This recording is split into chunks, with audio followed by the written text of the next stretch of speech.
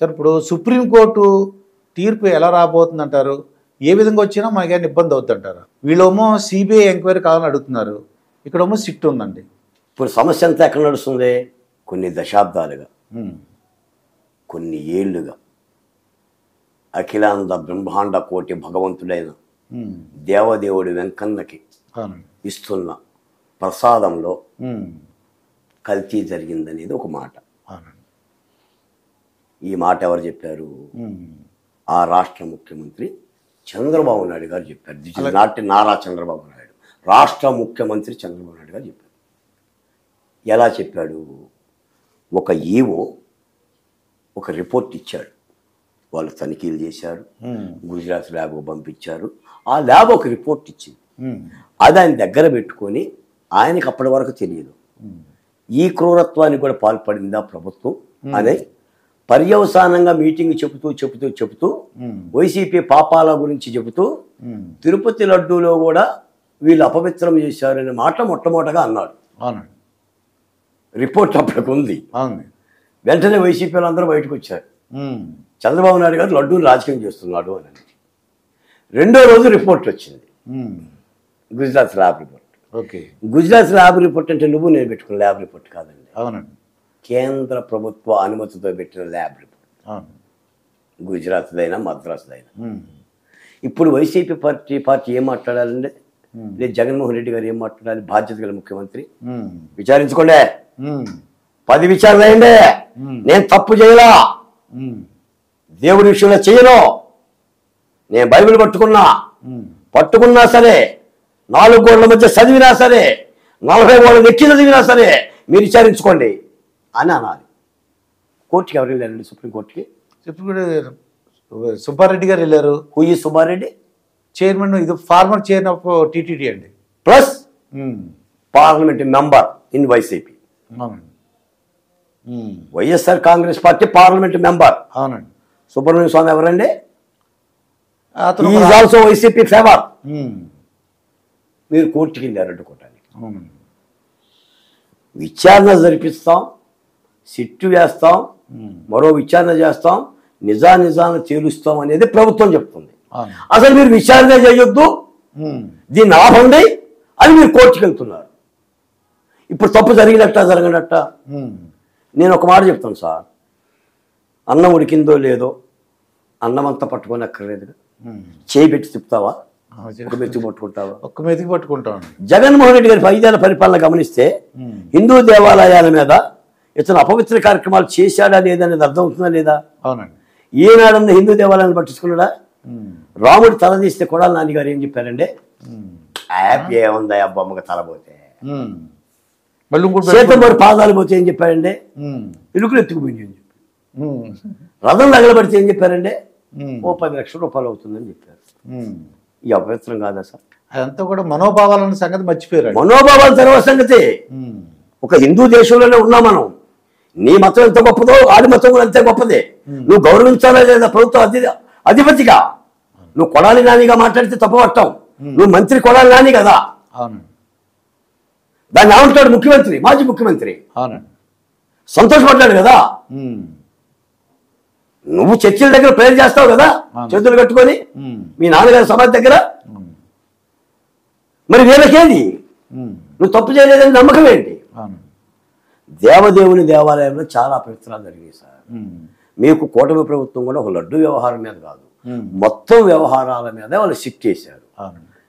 వీళ్ళు సుప్రీంకోర్టుకి వెళ్ళిన తర్వాత సుప్రీంకోర్టులో సుబ్రహ్మణ్య స్వామి అడిగింది ఏంటంటే, సిట్ అనేది రాష్ట్ర ప్రభుత్వం చేతుల్లో ఉంటుంది, దాని మీద మాకు నమ్మకం లేదు, ఇది దేవదేవుని వ్యవహారం కాబట్టి కేంద్ర ప్రభుత్వం జోక్యం కలిగి చేసుకొని వాళ్ళ ఆధ్వర్యంలో విచారణ సంస్థ కానీ స్వతంత్ర సంస్థ కానీ వెయ్యాలని అభ్యర్థించాడు.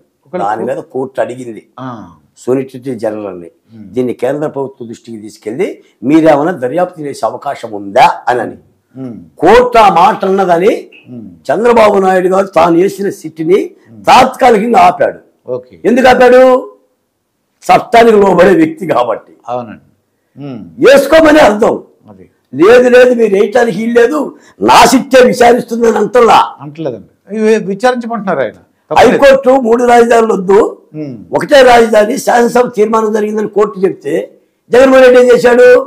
కాదు నా మూడే కావాలని సుప్రీంకోర్టుకి వెళ్ళాడు. గౌరవించాడా? మ్యాన్మస్ తీర్పుని 370 కోట్లునేమో నాకు అనుమతి ఇవ్వండి, నేను విశాఖపట్నం పోతాను, రుషికొండ పోతాను అంటాడు. ఆయనకి చట్టాలు తెలుసు కాబట్టి, చట్టాలను అతిక్రమించే వ్యక్తి కాదు కాబట్టి, ఆయనకి చట్టాలు తెలుసు కాబట్టి చట్టాలను అతిక్రమించే వ్యక్తి కాదు కాబట్టి చంద్రబాబు నాయుడు గారు సుప్రీంకోర్టు అభిప్రాయం చూసినాక ఏ నిర్ణయం తీసుకుందాం. సిబిఐ ఇచ్చినా కూడా అబ్జెక్షన్ లేదు. సిబిఐ ఒకవేళ సుప్రీంకోర్టు ఇచ్చింది అనుకోండి, సిబిఐతో విచారించమని అన్నారు అనుకోండి, విచారణ చేయండి సుప్రీంకోర్టుతో అన్నారు అనుకోండి, అంటే సుప్రీంకోర్టు ఒక తీర్పు ఇచ్చింది అనుకోండి, ఏమని సిబిఐతో విచారణకు అనుమతించండి అని. తీర్పు కూడా కాదు సార్, ఇది సుప్రీంకోర్టు పిటిషనర్ అభ్యర్థించారు. మా సిట్టి మీద విశ్వాసం లేదు, కేంద్రానికి అప్పచెప్పండి అని. మీకు అది అభ్యంతరం అని కేంద్రాన్ని అడిగింది ప్రభుత్వం. కేంద్రం చొరవ తీసుకొని మేము వేస్తామని అంటే ఓకే, ఎవరు చేసిన విచారణే కదా, అపచారం చేయడు కదా, దానికి ఏమీ అబ్జెక్షన్ లేదు. వీళ్ళకి ఎవరికి? కూటమి ప్రభుత్వకి ఏం అబ్జెక్షన్ లేదు. ప్రభుత్వానికి ఏం అబ్జెక్షన్ సార్? కేంద్రంలో ప్రభుత్వమే, రాష్ట్రంలో ప్రభుత్వమే, నీ మీద ఉన్న పెద్ద ప్రభుత్వం అది, దానికి విచారణ చేసే హక్కు దానికి ఉంది.